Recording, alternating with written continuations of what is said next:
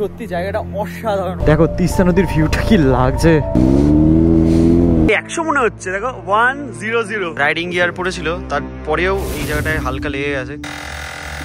এখন আমার মনে হচ্ছে আমি যাবো ভাই, নেপাল যাবো তোর সঙ্গে আমি আবার।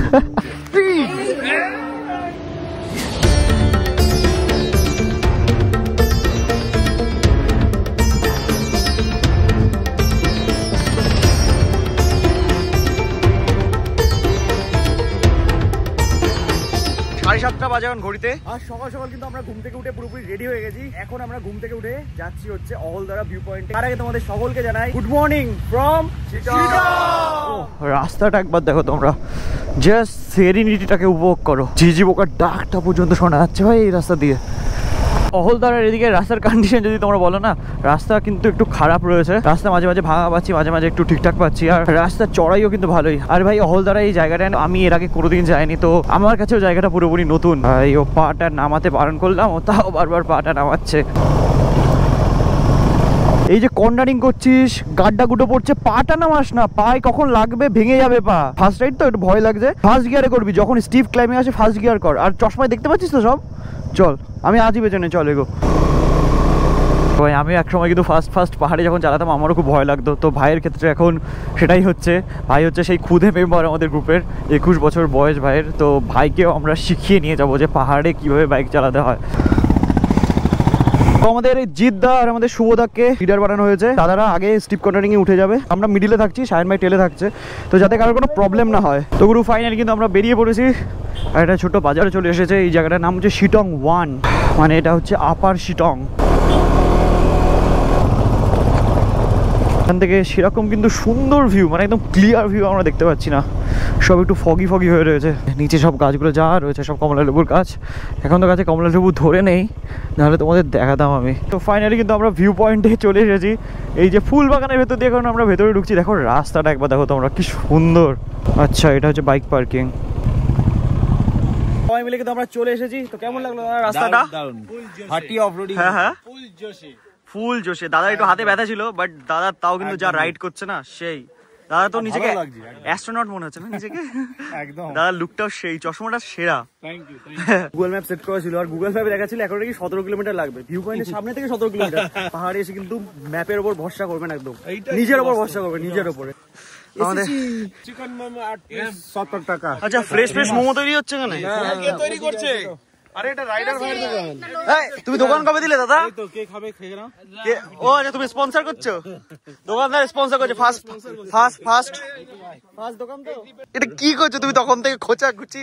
হ্যাঁ সত্যি জায়গাটা অসাধারণ। মানে অহলদারায় আমি লাইফে ফার্স্ট টাইম আসছি। এখানে একটা সুন্দর ঠান্ডা হাওয়া দিচ্ছে, চা বাগান রয়েছে চারিদিকে। এই যে দেখতে পাচ্ছ, এই যে ছোট ছোট গাছগুলো দেখতে পাচ্ছ, এগুলো সব চা গাছ।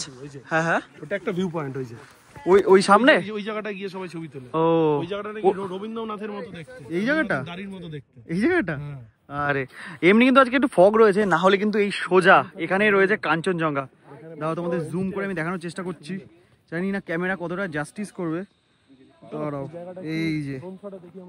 এই যে দেখতে পাচ্ছ হালকা হালকা দেখা যাচ্ছে। দেখো আমাদের নতুন দোকানদারের দোকানে নতুন কর্মচারী চলে এসছে, মোমো বানাচ্ছে দাদা এখানে। এখানের মোমোটা কিন্তু সত্যি খুব ভালো খেতে, আমি এটা টেস্ট করলাম, জাস্ট দারুণ খেতে।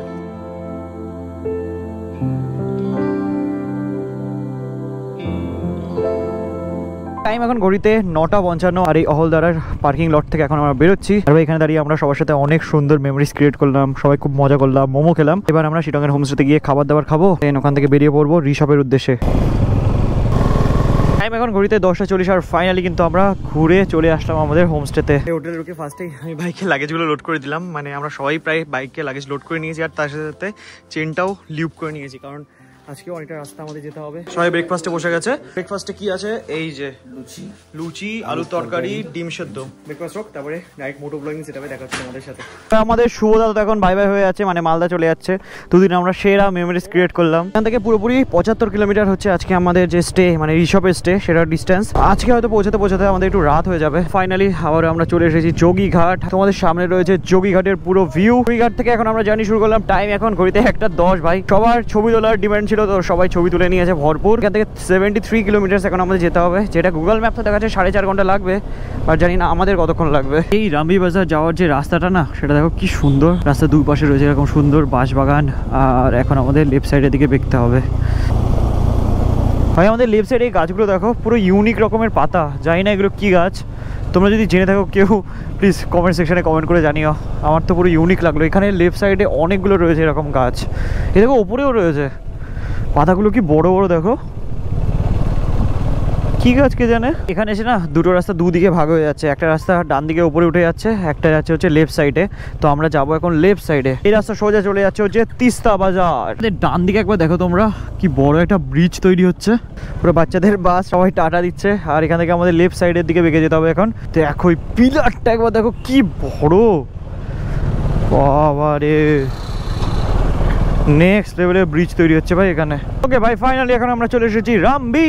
ভাই রামবি ক্রস করার পর সামনে আসছে দূরবীন দ্বারা বলে একটা জায়গা। আর ভাই এখন আমরা যেই হাইওয়ে দিয়ে যাচ্ছি না, এটা কিন্তু NH10। ওরে বাবা, লরিটা কিভাবে আসছে দেখো একবার, একদম বেঁকে চলছে লরিটা। আর আমাদের রাইট সাইড দিয়ে নিচ দিয়ে কিন্তু বয়ে চলেছে তিস্তা নদী। অনেকদিন পর ভাই তিস্তা নদী দেখবো আমি। এই সেকশনটা তো অনেকদিন আগে খারাপ হয়েছিল, এখনো ঠিক হলো না, কি জানি। ওই যে নিচ দিয়ে দেখাও যাচ্ছে তিস্তা নদীর জল, দেখো তিস্তা নদীর ভিউটা কি লাগছে, সেরা সেরা। রাস্তা রয়েছে এখানে, তার পাশেই রয়েছে এরকম জল। এই রাইট সাইডের রাস্তাটা চলে যাচ্ছে হচ্ছে তিস্তা বাজার, আর আমরা লেফট সাইডের রাস্তা ধরলাম। এই রাস্তা সোজা চলে যাচ্ছে কিন্তু সিকিম। ওখানে পাহাড়ের ভেতরে একটা টানেল তৈরি হচ্ছে। সামনে যে গাড়ি দেখতে পাচ্ছ না, সব কিন্তু SK নাম্বার প্লেটের গাড়ি। SK মানে হচ্ছে সিকিম, কারণ এই রাস্তাটাই কিন্তু সিকিমের দিকে চলে যাচ্ছে। আর ভাই অনেক দিন হয়ে গেছে আমি সিকিম ঘুরে আসিনি, তো সিকিম যাওয়ার কিন্তু ইচ্ছে জাগছে। এই উইন্টারে যদি সিকিম যাওয়া যায় তাহলে কিন্তু মন্দ হয় না। দেখা যাক, নর্থ বেঙ্গল থেকে বাড়ি ফিরি, তারপর একটা প্ল্যান সে না করাই যাবে। আর এই যে লেখা রয়েছে ওয়েলকাম টু কালিম্পং, আর আমরা এন্টার করে গেলাম এবার কালিম্পংয়ের ভেতরে। কালিম্পংয়ে ঢোকার মুখে ফার্স্ট যে পেট্রোল পাম্পটা পেলাম না, সেখানে ভাবছি সব বাইকগুলোর ফুয়েল আপ করে নিই। আমাদের সবকটা বাইকে ফুয়েল আপ হয়ে গেছে কমপ্লিট। টাইম এখন ঘড়িতে 3:40। আর ভাই এখন আমাদের একটু দাঁড়াতে হবে খাবার খেতে। টি পয়েন্টে তো দাঁড়িয়ে গেছিলাম, আর টি পয়েন্ট থেকে বাইরে যে ভিউটা দেখা যাচ্ছে না, সেরা লাগছে। তুমি কি খাবে? মোমো। ওকে, মোমো। রেস্টুরেন্টটা এমনি খুবই সুন্দর, একদম ক্লিন, অ্যান্ড দেওয়ালটা দেখতে পাচ্ছ পুরো একদম মিনিমালিস্টিক। খাবার খেয়ে আমরা এখান থেকে বেরোবো। কি সব চিকেন ফিকেনের আচার পাওয়া যাচ্ছে? চিকেন আচার, এই যে ড্রপ টেস্ট করে ফেললি চিকেন আচারের। ওকে ভাই টাইম এখন ঘড়িতে 4:49। আর এখান থেকে খাবার দাবার খেয়ে এখন আমরা বেরোচ্ছি। তো ব্রেক নিতে নিতে এত জন্য একটু টাইম লেগেই গেল। ঠিক আছে চলো, বাইকে ফগ লাইট আছে, আমরা সবাই টিম আপ করে চলেই যাবো, কোনো ইস্যু নেই। এখান থেকে সবাই এরকমভাবে দাঁড়িয়ে আছি আমরা। ভাই কালিম্পং মানেই কনজেস্টেড, দেখতেই পাচ্ছ সামনে কত ট্রাফিক রয়েছে। এই যে জ্যাম, এটাই তো এক্সপিরিয়েন্স করার কালিম্পংয়ে। তো এই জ্যামের মধ্যে সবাইকে নিয়ে এখন আমরা এই যে দাঁড়িয়ে আছি। তোমরা জাস্ট আকাশের চাঁদটা একবার দেখো, জানি না গোপ্রোতে কতটা বোঝা যাচ্ছে, বাট অসাধারণ অসাধারণ মায়াবী লাগছে এখন চাঁদটা। টাইম এখন ঘড়িতে 6:30। আর ফাইনালি কিন্তু আমরা এইসবের খুবই কাছে এসে উপস্থিত হয়েছি, আর বেশি রাস্তা বাকি নেই। রাস্তা ভুল করে আমরা চলে এসেছিলাম এই একদম নিচে, তো এখন হবে তুমুল লেভেলের অফরোডিং, পুরো এরকম খাড়া রাস্তা উঠবো।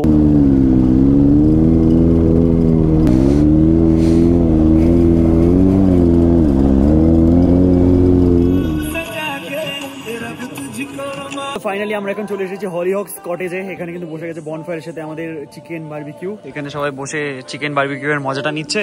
আর আমি এখানে ফ্রেশন আপ হয়নি, উপরে রয়েছে আমাদের রুম, খুব সুন্দর উডেন কটেজ রয়েছে এখানে। তার সাথে সাথে এই যে এখানে যেখানে এখন অন্ধকার দেখছো, কালকে দিন হলে কিন্তু এখানে সুন্দর কাঞ্চনজঙ্ঘার ভিউ দেখা যাবে। দেখতে পাচ্ছ রোজ ম্যাডাম এখানে দাঁড়িয়ে রয়েছে। আর এই যে এরকম উডেন রুম কিন্তু এখানে রয়েছে হলিহক্স কটেজে। তো চলো আমি একটু ফ্রেশন আপ হয়নি।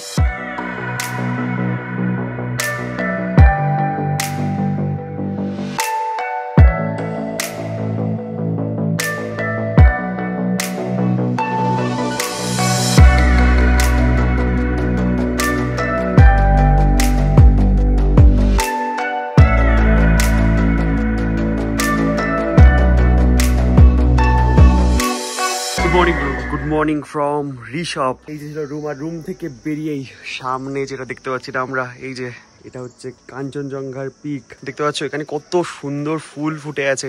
আর কালকে রাতের বেলা কিন্তু এখানে বনফায়ার লেগেছিল, সেই কারণে এখানে সবাই কাঠের গুড়ি দেখতে পাচ্ছ। এটা হচ্ছে সবার সিট। আর এই যে আমার দাদা সকাল সকাল ঘুম থেকে উঠে গেছে। Good morning. এটা কি ফুল, কি কিউট। আমাদের বাড়িতেও কিন্তু এরকমই একটা আছে, ভুতু। ভুতু, তোর নামও ভুতু, ভুতু টু তুই।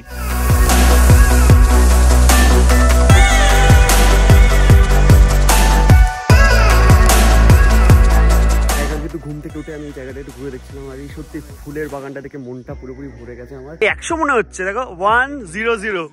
হ্যাঁ হ্যাঁ, সেরা সেরা ভাই। বাইরের ভিউটা তো আমি তোমাদের সাথে এনজয় করেই আসলাম, বাট রুমে দেখো, রুমে সবাই এখন ঘুমাচ্ছে, কারণ রুমটাই ছিল এতটা সুন্দর। রুমটা যখন দেখাচ্ছি, বাথরুমটাও তোমাদের দেখিয়ে দিই।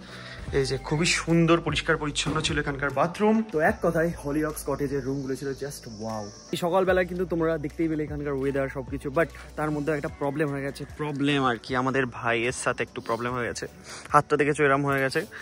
ভাই নেপালে পড়লো না, ভাই নর্থ বেঙ্গল একটা মোড় ঘুরতে গিয়ে দাঁড়িয়ে থাকতে থাকতে পড়ে গেল। রাইডিং গিয়ার পড়েছিল, তারপরেও এই জায়গাটায় হালকা লেগে গেছে। আমি পুরো জিনিসটা এক্সপ্লেইন করছি। বাইকটা এরকম ডাউন হিলে তো ঘোরাতে হতো, এরকম আপিলের দিকে ছিল, ডাউন হিলে ঘোরাতে হতো। তো যখন ঘোরাচ্ছি ডান দিকের পায়ের তলা আমার প্যান্টটা একটুখানি বেশি ফোলা, বেশি জানি ফোলা। এবার ওইটা পাদানির মধ্যে আটকে গেছে এরকম, ডান দিকে পাটা রাখতে পারিনি না, তো ডান দিকে গাড়িটা ওই প্যান্টটাকে চেঞ্জ করতে হবে। আর ডাউন হিলে তো এরকম ফোর্স একটা ক্রিয়েট হবে, ডাউন হিলে বলতে ওই মানে কোনো কন্ট্রোল করতে পারিনি, ধাপ করে পড়ে গেছে। আর পরোটা দেখে এই যে দাদা আবার হাসছিল। যাই হোক অমিত দা পড়ে গেছে, ছবি দুঃখিত না, কিন্তু একটা বড় কথা, অমিত দা মানাং রাইডে একবার পড়িনি, এটা বেস্ট। আর এই যে আমাদের দাদা তো আছে, আমাদের দাদা অমিত ভাইয়ের বাইক চালিয়ে নেবে আজকে। তো দেখা যায় শিলিগুড়ি আমরা যাই, শিলিগুড়ি গিয়ে আগে এখানে এক্সরে করানো হবে। ডাক্তারের সাথে কালকে কথা হয়ে গেছিল, বলে অত চাপের কিছু নেই, মানে ভয়ের কিছু নেই, সব ঠিক হয়ে যাবে, অসুবিধা হবে না। আর আমাদের দাদা তো কালকে পুরো ভেঙে গেছিল, পজিটিভিটি রাখতে হবে, অ্যান্ড আমরা সবাই একসাথে ফিরবো, একসাথে যাব। তো অমিত আর আমাদের দাদা, আমাদের ছোটদা চলে যাচ্ছে হচ্ছে শিলিগুড়ি একটু পরে। দেখতে পাচ্ছ ব্রেকফাস্ট কিন্তু চলে এসছে, এই যে টেবিলে সবাই কিন্তু বসে পড়েছি। আর ব্রেকফাস্ট করে আমরা এখন বেরোবো। আর টাইমটা একবার দেখিয়ে দিই তোমাদের, বাজে এখন 10:30। ব্রেকফাস্ট করে আমরা একদম পুরোপুরি রেডি হয়ে গেছি। আমাদের ছেড়ে চলে যাচ্ছে এখন আমাদের অমিত ভাই। এটা বেরোলে প্রবলেম হবে, আর এই পজিটিভিটিটা থাকা দরকার। ভাইকে কিন্তু ফুল মোটিভেট করছিলাম যে কিচ্ছু হবে না। আমি এখনো কোনোদিন পাহাড়ে এসে পড়িনি। আরে আমাদের কারোর সাথে কোনোদিন হয়েছে এরকম, পড়েছি তো অবশ্যই, বাট এই যে জিনিসটা হয়েছে এরকম কোনোদিন হয়নি, এতটা লাগেনি আমাদের কোনোদিন। আর ঠিক আছে ভাই। আর দাদা কই, দাদা ওই গেল, এই যে দাদা যাচ্ছে। তো এই যে গাড়ি চলে এসছে এই টাটা সুমোতে করে, ভাইকে পাঠানো হচ্ছে শিলিগুড়ি। মোটামুটি 4 ঘন্টা লাগবে এখানে শিলিগুড়ি যেতে। দেখো এখনো মুখে হাসি, দেখো ছেলে পেলে। আরে আমার ওই জিনিসটা করতে খুব অসুবিধা হচ্ছে, পটি না, পটি করার পরে। ঠিক আছে ভাইয়া, চলো সেই সে লে জানা ধীরে ধীরে। Tata tata tata. দেখো টায়ার ইনফ্লেটের সাথে দেখলে কত সুবিধা হয়। আমাদের এই ব্লু মিডিয়ারটা টিন ঢুকে গেছিলো সামনের চাকায়, সেটা হাওয়াই নেই, তো সেটা এখন ঠিক করা হবে। এই জায়গা থেকে পুরো শোনা যাচ্ছে হাওয়ার শব্দ। ও লাভলি, এটা দাও। কতটা পাওয়ার লাগে দেখো। Thank you. এই দাদা চুচুড়া থেকে এসে বলছে 900 মানাং। আমি বললাম হ্যাঁ চলো। আমি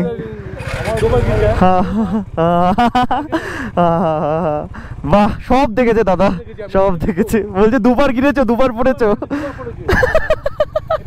আমি বলছি যার আমি তিনজন হচ্ছে, এক হচ্ছে মলিক, যার পবজত, আর হচ্ছে রায়নগর বিশাখা।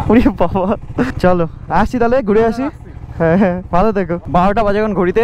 মোটামুটি 1-1.5 ঘন্টা লাগবে আমাদের ঘুরতে। ঘুরে এসে লাঞ্চ করে এখান থেকে আমরা বেরিয়ে পড়বো শিলিগুড়ির উদ্দেশ্যে। हम जो चलने लगे हैं ए रास्ते। ও হো ভাই, গলাটা যেন কেমন খারাপ হয়ে গেছে আমার।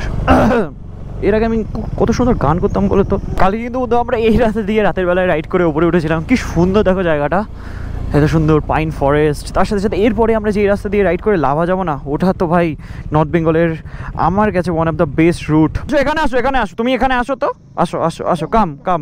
কত বোঝাবো, এত বড় হয়েছো, ভাইয়ের কথা শুনতে একটু বলি তো। তো কি দাদা আসতে খুব ভয় পাচ্ছিল, অমিত ভাই পড়ে গেছিল বলে। দাদা তো সে ডিমোটিভেট হয়ে ফুল টু বলছে না আমি ওই রাস্তা দিয়ে যাবো না। বলো হ্যাঁ, মানে মনে হচ্ছিল আমি এখান থেকে 6-7 বার যেতে পারবো। আরে তুমি এর থেকে অনেক কঠিন রাস্তায় বাইক চালিয়েছো, এইটাকে একটু জাবদা করতে হবে। ওই জিনিসটা দেখার পর ওই জিনিসটা, তারপরে মোটা এসে বলছে ভাই মাঙ্গানের 100%-এর মানে আরে ও তো মজা করে বলেছে। এখন আমার মনে হচ্ছে আমি যাবো ভাই, নেপাল যাবো তোর সঙ্গে। আমি আবার তোর সঙ্গে নেপাল যাবো, তোর সঙ্গে আমি লাদাখ যাবো, স্পিতি আবার করবো কি, কোনদিন যাইনি তোর সঙ্গে, সব জায়গায় যাবো আমি। আজকে সবাই সবার বাইক একটু চালিয়ে দেখছে, দেখো পা পাবে কিনা আগে দেখো। হবে, অসুবিধা হবে? চলো আমি একটু BMW 310 GS একটু চালাই। এটা কি সাসপেনশন ভাই এই গাড়িটার, ভাই এই গাড়িটার সাসপেনশনটা জাস্ট ওয়াও।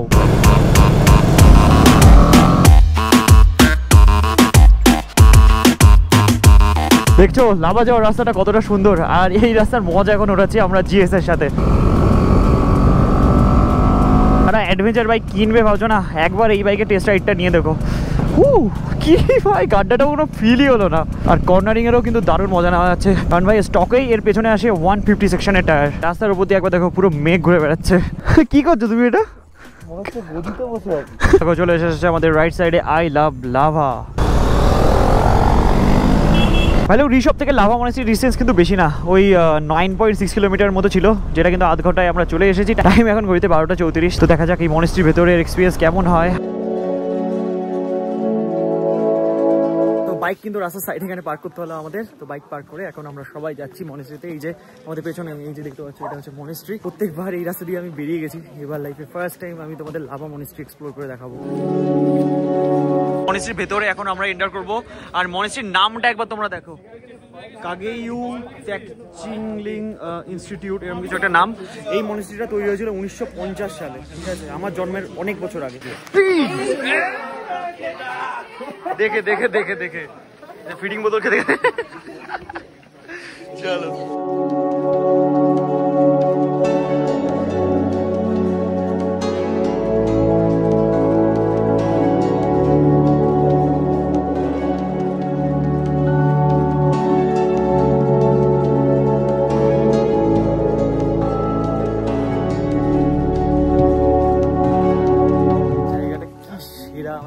ঠান্ডা কনকনে হাওয়া দিচ্ছে, দারুণ একটা ফিলিংস, ভালো লাগছে।